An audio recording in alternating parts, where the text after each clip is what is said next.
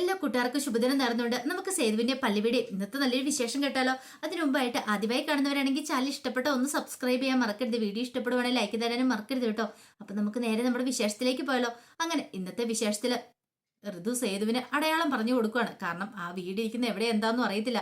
പിന്നീട് ഋതു സേതുവിനോട് പറഞ്ഞു, അതെ ഇവിടെ നോക്കി കഴിയുമ്പോഴത്തേനും ഒരു സ്ട്രീറ്റ് ലൈറ്റ് കാണാന്ന് പറയണം. അപ്പൊ ജനലിൽ കൂടെ ഋതു ഇങ്ങനെ പുറത്തേക്ക് നോക്കുകയാണ്. സ്ട്രീറ്റ് ലൈറ്റോ വേറെ എന്തെങ്കിലും കാണാൻ പറ്റുന്നുണ്ടോ നോക്കിയാൽ മോളെന്ന് പറയണം. അങ്ങനെ നോക്കിക്കഴിഞ്ഞ് പറഞ്ഞു, വേറെ ഒന്നും കാണാൻ പറ്റുന്നില്ല സേതുവേട്ടാന്ന് പറയാം. ഒരു കാര്യം ചെയ്യാം, ഞങ്ങൾ നോക്കട്ടെ. അപ്പോഴേക്കും പല്ലവി പറഞ്ഞു, അല്ല ആ റോഡ് ടാർ ചെയ്താണോ അതോ കോൺക്രീറ്റ് ആണോ അങ്ങനെ എന്തേലും? ടാർ ചെയ്താന്ന് തോന്നില്ലെന്ന് പറയണം. അല്ല നിങ്ങൾ ഏകദേശം എത്ര ദൂരം സഞ്ചരിച്ചിട്ടുണ്ടായിരിക്കും, എത്ര സമയം, അത് വല്ല ഓർമ്മയുണ്ടോന്ന് ചോദിക്കാം. ഒരു അരമണിക്കൂർ യാത്ര ചെയ്തിട്ടുണ്ടായിരിക്കും എന്ന് പറയണം. എന്നാ ശരി മോള് കോള് കട്ട് ചെയ്യണ്ട എന്ന് പെട്ടെന്ന് സേതു മേടിച്ചിട്ട് പറയണം. അതെ കോള് കട്ട് ചെയ്തിട്ടുണ്ടെങ്കിൽ അറിയാനായിട്ട് സാധിക്കില്ല, കോള് കട്ട് ചെയ്യാതിരിക്കാൻ പറയണം. അങ്ങനെ ഋതു കോള് കട്ട് ചെയ്തില്ല, ഫോണും പിടിച്ചുകൊണ്ട് ഇങ്ങോട്ട് നിൽക്കുവാണ്.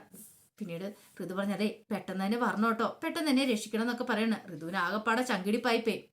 ഈ സമയം സേതു പല്ലവിയോട് പറഞ്ഞു, ഒരു കാര്യം ചെയ്യാം, നമുക്ക് ലൈമാനെ കാണാന്ന് പറയണം. ലൈമാനെ കണ്ടാലോ അതിനുള്ള വഴിയൊക്കെ ഉണ്ടെന്ന് പറയണം. അങ്ങനെ അവർ ലൈമാന്റെ അടുത്തേക്ക് ചെല്ലുവാണ്. ഈ സമയം അയാൾ ചോദിച്ചു, നിങ്ങളാണോ പറഞ്ഞിട്ട് വന്നേന്ന് ചോദിക്കുക. അതെ. അല്ല സാറുമായിട്ട് എങ്ങനെ പരിചയം? ആ എനിക്ക് പരിചയമുണ്ടെന്ന് സേതു പറയണം. സാറ് പറഞ്ഞുകൊണ്ട് മാത്രം ഈ സമയത്ത് ഇങ്ങോട്ടേക്ക് വന്നേ. പിന്നെ ഒരു പെൺകുട്ടിയുടെ ജീവൻ രക്ഷിക്കാനും കൂടെ വേണ്ടിയിട്ടല്ലേ, അതുകൊണ്ടാന്ന് പറയണം. അല്ല ഞാൻ ഇത്ര റിസ്ക് ഒന്നും എടുക്കില്ല എന്ന് ലൈമാൻ പറയണം. പിന്നീട് ചോദിച്ചു, അല്ല എവിടെ എന്താന്ന് വല്ല അറിയാവുന്ന ചോദിക്കും. ഇത് കേട്ട് കഴിഞ്ഞപ്പോ സേതു പറഞ്ഞു, കൃത്യമായിട്ട് അറിയത്തില്ല, ഒരു മുരുകന്റെ അമ്പലത്തിലെ പാട്ട് കേട്ടെന്ന് പറഞ്ഞു.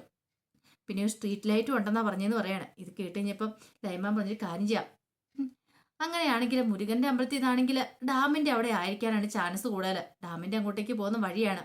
അങ്ങനെയാണെങ്കിൽ മിക്കവാറും അവിടെ ആയിരിക്കും എന്ന് പറയണം. ഉറപ്പൊന്നുമില്ല, നമുക്ക് ട്രാൻസ്ഫോമറിൽ നിന്ന് ഒരു പക്ഷേങ്കിൽ ലൈൻ സ്ട്രീറ്റ് ലൈറ്റിന്റെ ഇതൊന്ന് ഓഫ് ചെയ്ത് നോക്കുവാണെങ്കിൽ അറിയാം എങ്ങനെ ഏതാന്നൊക്കെ. ഇത് കേട്ടതിന് സേതു പറഞ്ഞു, ശരി അങ്ങനെ ആട്ടെ എന്ന് പറയണം. പിന്നെ സേതു ഋതുവിനോട് പറഞ്ഞു, ഋതു നീ അവിടെ തന്നെ നിൽക്കണം, ആ സ്ട്രീറ്റ് ലൈറ്റിലേക്ക് നോക്കി നിൽക്കണമെന്ന് പറയണം.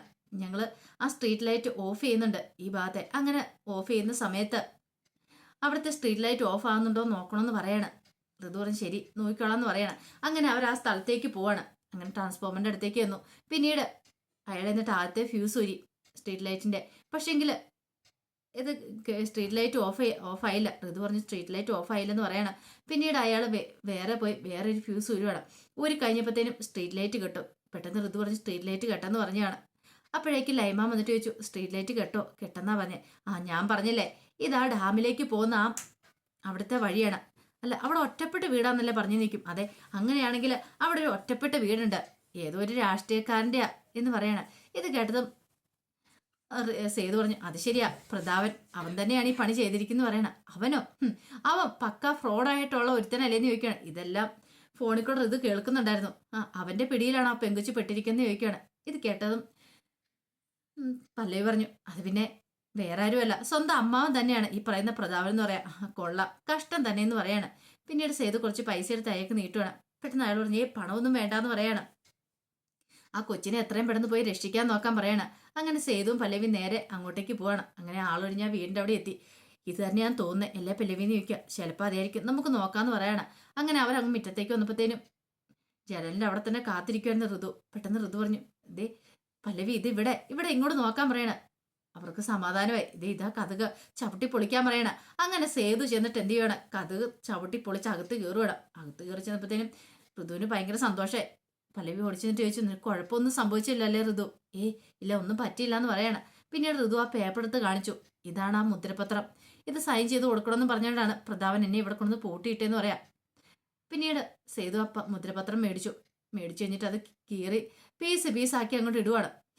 അവനെ ഒന്ന് കാണുന്നുണ്ടെന്ന് പറയാണ്. ഈ സമയം ഋതു പറഞ്ഞു, ഒത്തിരി നന്ദിയുണ്ട്, താങ്ക്സ് എന്ന് പറയാണ്. ഇത് കേട്ട പല്ലവി പറഞ്ഞു, താങ്ക്സിന്റെ ആവശ്യമൊന്നുമില്ല, അറിയാലോ ഇനിയെങ്കിലും നീ മനുഷ്യനെ മനസ്സിലാക്കാനായിട്ട് ശ്രമിക്കുക. ആരാ എന്താ ഏതാ ശരി തെറ്റ് എന്നൊക്കെ നീ ഇനിയെങ്കിലും തിരിച്ചറിയാൻ പഠിക്കുക, അല്ലെങ്കിൽ നിന്റെ ജീവിതത്തിൽ ഒരിക്കലും നിനക്കൊരു ഉയർച്ച ഉണ്ടാകത്തില്ലെന്ന് പറയണം. ഇത് കേട്ടപ്പോൾ സേതു പറഞ്ഞു, എന്നോട് താങ്ക്സ് പറയേണ്ട കാര്യമൊന്നുമില്ല. അതെ എൻ്റെ പെങ്ങളുടെ ജീവൻ രക്ഷിക്കാന്ന് പറഞ്ഞാൽ എൻ്റെ കടമയാണ്. എൻ്റെ പെങ്ങൾക്ക് ഒരു ആപത്ത് വന്നിട്ടുണ്ടെങ്കിൽ എനിക്കത് കണ്ടുകൊണ്ട് നിൽക്കാനായിട്ട് പറ്റില്ലെന്ന് പറയാം. ഞാൻ അവനെ ഒന്ന് കാണുന്നുണ്ട്. ആ പ്രതാപൻ എന്ന് പറയുന്നവനെ അവനെ ഞാൻ വെറുതെ വിടാൻ പോകുന്നില്ല. ഈ സേതു ആരാന്ന് പൊന്നുമ്പോഴും ആരാന്ന് ഞാൻ അവനെ കാണിച്ചു കൊടുക്കുന്നുണ്ട് എന്നൊക്കെ പറയണം. എൻ്റെ പെങ്ങളെ തൊട്ടിട്ടുണ്ടെങ്കിൽ അവൻ്റെ കൈ ഞാൻ വിട്ടു എന്നൊക്കെ പറയാം. ഇതൊക്കെ കണ്ടു കഴിഞ്ഞപ്പോഴത്തേന് ഋതു ഒരു അമ്പരപ്പോട് കൂടി സേതുവിനെ നോക്കുവാണ്. പിന്നീട് അങ്ങനെ ഋതുവും പല്ലവി സേതുവും കൂടെ വീട്ടിലേക്ക് വരിക. അങ്ങനെ പൊന്നുമടത്തിലേക്ക് വന്നപ്പോഴത്തേന് സ്വാതിയും പൂർണ്ണിമയും കൂടെ ഓടി ഇറങ്ങി ചെല്ലുവാണ്. പിന്നീട് പൂർണ്ണിമ ചോദിച്ചു, അല്ല മോളെ നിനക്ക് കുഴപ്പമൊന്നും ഇല്ലോ അല്ലേന്ന് ചോദിക്കുകയാണ്. കുഴപ്പമൊന്നും ഇല്ല അമ്മേന്ന് പറയാണ്. പിന്നീട് പൂർണ്ണിമ ഇപ്പൊ കണ്ടില്ലേ നിന്നെ രക്ഷിക്കാനായിട്ട് ആരാ ഉണ്ടായിരുന്നേന്ന്, അതാ ഞാൻ പറഞ്ഞ സേതു ഈ വീട്ടിലുണ്ടാവണം എന്ന് പറഞ്ഞത്. അപ്പോഴേക്ക് സ്വാതി പറഞ്ഞു, അത് ശരിയാ. ഋതുചേച്ചിയോട് പറഞ്ഞപ്പോൾ ഋതുചേച്ചിക്ക് വല്ല പുച്ഛഭാവമല്ലായിരുന്നോ ഇവിടുന്ന് വലിയേട്ടനെ ഓടിക്കാനായിട്ട്. ഇപ്പൊ എങ്ങനെയുണ്ടെന്ന് ചോദിക്കുകയാണ്. അപ്പോഴേക്കും അച്ഛനും കൂടെ അങ്ങോട്ട് ഓടി ഇറങ്ങി വരുവാണ്. പിന്നീട് ഋതു പറഞ്ഞു, കൃത്യസമയത്ത് ഇവർ എത്തിയില്ലായിരുന്നെങ്കിൽ എനിക്ക് എന്ത് സംഭവിക്കുമെന്ന് പോലും അറിയത്തില്ലായിരുന്നു. ചിലപ്പോൾ ഞാനിപ്പം ജീവനോട് പോലും കാണത്തില്ലായിരുന്നു പറയാണ്. ഇത് കേട്ടതും പൂർണ്ണിമ പറഞ്ഞു, അവനെ അങ്ങനെ വെറുതെ വിടലെന്ന് പറയാണ്. ഇത് കേട്ടതും പല്ലവി പറഞ്ഞു, അതെ പൂർണ്ണിമ ഇനിയെങ്കിലും മനുഷ്യനെ മനസ്സിലാക്കാൻ ശ്രമിക്കുക. അരിയിലുള്ള നന്മ കാണുന്നതിന് പകരം അകലെയുള്ള തിന്മ നമ്മൾ തേടി പിടിച്ചു പോകും, അതിന്റെ പുറകെ പോകും. അതിന്റെ വല്ല കാര്യമുണ്ടോ? വീട്ടിലുള്ളവരെ കുറിച്ച് ആദ്യം മനസ്സിലാക്കാനായിട്ട് പഠിക്കുക, അവരെന്താ ഏതാ എങ്ങനെയാന്നൊക്കെ. ഈ സമയം പൂർണ്ണിമ പറഞ്ഞു, സേതു അവനെ വെറുതെ വിടലെന്ന് പറയണം. ഇത് കേട്ട സേതു പറഞ്ഞു, പൂർണ്ണാമ പറഞ്ഞില്ലേ പോലും ഞാൻ അവനെ വെറുതെ വിടുവോ? ഒരിക്കലും വെറുതെ വിടത്തില്ലെന്ന് പറയണം. ഈ സേതു വരാൻ അവനെ കാണിച്ചു കൊടുക്കുന്നുണ്ടെന്ന് പറയാം. ഇത് കേട്ടതും സ്വാതി പറഞ്ഞു, അയാളല്ലേ തന്നെ ഒരു ദുഷ്ടനാന്ന് പറയാണ്. ഇത് കേട്ടതും ഋതു പറഞ്ഞു, അങ്കിൾ എന്നാലും ഇത്തരം പരിപാടി ചെയ്യുന്നു നമ്മൾ വിചാരിച്ചെന്ന് ചോദിക്കുക. അങ്കിളോ? ആരുടെ അങ്കിള്? ഇനി അയാൾ അങ്കിളെന്നൊന്നും വിളിക്കേണ്ട കാര്യമൊന്നുമില്ലെന്ന് സ്വാതി പറയാണ്. അങ്കിൾ എന്നുള്ള പരിഗണന നമ്മളയാൾക്ക് കൊടുക്കുന്തോറും അയാൾ നമ്മളെ തലയിൽ കയറി നിരങ്ങിയത്. ഇത്ര വലിയൊരു ഫ്രോഡാന്നുള്ള കാര്യം നമ്മൾ അറിഞ്ഞില്ലല്ലോ ചേച്ചി എന്ന് പറയണം. അപ്പോഴേക്കും അച്ചു പറഞ്ഞു, അത് ശരിയായിട്ടുള്ള കാര്യമെന്ന് പറയണം. ഈ സമയം സേതു പറഞ്ഞു, എനിക്കൊരു സ്ഥലം വരെ പോകാനുണ്ടെന്ന് പറയണം. പല്ലവി ചോദിച്ചു, അതെങ്ങോട്ടാ? അതൊക്കെയുണ്ട്, രാത്രി കാണേണ്ട ആളെ രാത്രി കാണണമെന്ന് പറഞ്ഞിട്ട് സേതു അങ്ങോട്ടേക്ക് പോവാ. ഈ സമയം സ്വാതി പറഞ്ഞു, കണ്ടോ വലിയേട്ടൻ പോകുന്ന അയാളെ കാണാനായിരിക്കും ആ പ്രതാപനെ, അന്നെങ്കിൽ പ്രതാപന്റെ കഷ്ടകാലം തന്നെ എന്ന് പറഞ്ഞിട്ട് സ്വാതി സന്തോഷിക്കുകയാണ്. പിന്നീട് സേതു നേരെ ചെല്ലുന്നത് പ്രതാപന്റെ വീട്ടിലേക്കാണ്. അങ്ങനെ പ്രതാപന്റെ വീട്ടിലേക്ക് എന്ന് കഴിയുമ്പോഴത്തേനും പ്രതാപൻ അവിടെ ഇല്ല, പ്രതാപൻ വന്നിട്ടില്ല. പത്മജ മാത്രം അവിടെ ഉണ്ടായിരുന്നുള്ളൂ. പത്മജയോട് ചോദിച്ചു, അല്ല പ്രതാപൻ എന്തേന്ന് ചോദിക്കണം. പ്രതാപേട്ടൻ ഇവിടെ ഇല്ലെന്ന് പറയണ. ഇല്ലെന്നോ? പിന്നെ എവിടെയാ? അറിയത്തില്ല സേതു, ഇങ്ങോട്ടേക്ക് വന്നിട്ടില്ലെന്ന് പറയാണ്. അവൻ ഏത് മാളത്തിൽ പോയി വിളിച്ചാലും അവനെ ഞാൻ കണ്ടുപിടിക്കുമെന്ന് പറയണം. അവനങ്ങനെ എളുപ്പം നിന്ന് രക്ഷപ്പെടാൻ പറ്റില്ലെന്ന് പറയണം. ഇത് കേട്ടതും അവർ പറഞ്ഞു, അതെ എനിക്ക് അറിയത്തില്ലാത്തോണ്ടാ, അവൻ വന്നിട്ടുണ്ടെങ്കിൽ എന്നെ അറിയിക്കണമെന്ന് പറയാം. അത് പിന്നെ സേതു ഞാൻ എന്താ നിങ്ങൾക്ക് എന്താ മടിയുണ്ടോ? നിങ്ങൾ കാര്യം പറ. എനിക്കറിയാം അവൻ എന്തേലും സംഭവിക്കും എന്നുള്ള പേടിയല്ല നിങ്ങൾക്ക്. അല്ലെങ്കിൽ നിങ്ങൾ പണം താ, ഋതുവിന്റെ കയ്യിൽ നിന്ന് മേടിച്ച പണം തരട്ടണം. ഒന്നെങ്കിൽ അവന് അല്ലെങ്കിൽ ഋതുവിന്റെ കയ്യിൽ നിന്ന് മേടിച്ച പണം. ഇത് രണ്ടുമില്ലാതെ നിങ്ങളൊന്നും ഞാൻ വെറുതെ വിടാൻ പോകുന്നില്ല. ഈ സേതു ആരാന്ന് അറിയാൻ പോകുന്നുള്ളൂ. അവനോടൊന്ന് വിളിക്കും പറഞ്ഞേരെ സേതു ഇവിടെ വന്നിട്ടുണ്ടായിരുന്നു എന്നൊക്കെ പറയാണ്. കാരണം അവരുടെ അടുത്ത് പിന്നെ അവരെ ചോദ്യം ചെയ്തിട്ട് കാര്യമില്ലെന്ന് മനസ്സിലായി, അയാൾ മുങ്ങിയതെന്ന് മനസ്സിലായി. ഈ സമയം പ്രതാപൻ ആകെപ്പെട്ട ടെൻഷൻ അടിച്ചിരിക്കുകയാണ്. അപ്പോഴേക്കും ഇന്ദ്രൻ അങ്ങോട്ടേക്ക് വന്നു. ഇന്ദ്രൻ വന്നിട്ട് ചോദിച്ചു, എടോ താൻ എന്ത് തേങ്ങയാ കാണിച്ചെന്ന് ചോദിക്കുകയാണ്. എന്താ ഇന്ദ്ര? എടോ ഇതിനേക്കാളും വേഗം തനിക്ക് പോയി തൂങ്ങിച്ചാന്നല്ലേ, എത്ര നല്ലൊരു അവസരം എനിക്ക് കിട്ടാനുണ്ടോന്ന് ചോദിക്കാം. അല്ല അത് പിന്നെ ഇന്ദ്ര ഞാൻ കൂടുതലൊന്നും പറയിപ്പിക്കണ്ട എന്നെ കൊണ്ട്. കൈ കിട്ടിയത് പിന്നെ എറിഞ്ഞു കളഞ്ഞിട്ട് പിന്നെ പറഞ്ഞിട്ട് കാര്യമുണ്ടോ? അത് ഞാൻ കുറച്ചുകൂടി ശ്രദ്ധിക്കണമായിരുന്നു ഇന്ദ്ര എന്ന് പറയണ. എന്റെ ശ്രദ്ധക്കുറവ് മൂലമാന്ന് പറയണം. ഇനി എന്ത് ചെയ്യാനാ, ആ സേതു എന്ന് പറയുന്നവൻ രക്ഷിച്ചോണ്ട് പോയില്ലേന്ന് പറയണം. അതല്ല ഇപ്പൊ പ്രശ്നം, എനിക്ക് എങ്ങനെയല്ലോ എങ്ങോട്ടേലും മാറി നിൽക്കണം, വീട്ടിലേക്ക് പോകാൻ പറ്റില്ല. എടോ എത്ര കാലം മാറി നിൽക്കാനാ? ഒരു 1-2 മാസമെങ്കിലും മാറി നിൽക്കണം.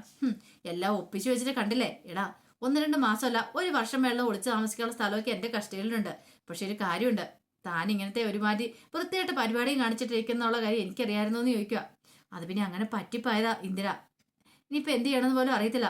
ഒരു കാര്യം ചെയ്യാം, മറിഞ്ഞ് നിന്ന് നമുക്ക് യുദ്ധം ചെയ്യാന്ന് പറയാം. തൻ്റെ ഒരു യുദ്ധം ഒന്നും മിണ്ടാതെ പോയിക്കോ അവിടുന്ന് എന്നൊക്കെ പറഞ്ഞുകൊണ്ട് ഇന്ദ്രൻ ദേഷ്യപ്പെടുവാണ്.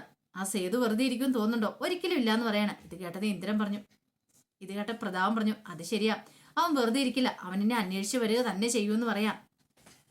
അങ്ങനെയാണെങ്കിൽ എന്നെ അവൻ കൊന്നുവെക്കും, അതിനു മുമ്പ് എനിക്ക് രക്ഷപ്പെടണമെന്ന് പറയാം. ശരി തൽക്കാലത്തേക്ക് വാ, എൻ്റെ വണ്ടീനെ ഫോളോ ചെയ്ത് വാ, തന്നെ ഞാൻ ഒരു സ്ഥലത്ത് കൊണ്ടേ ആക്കാം എന്നൊക്കെ പറയണം.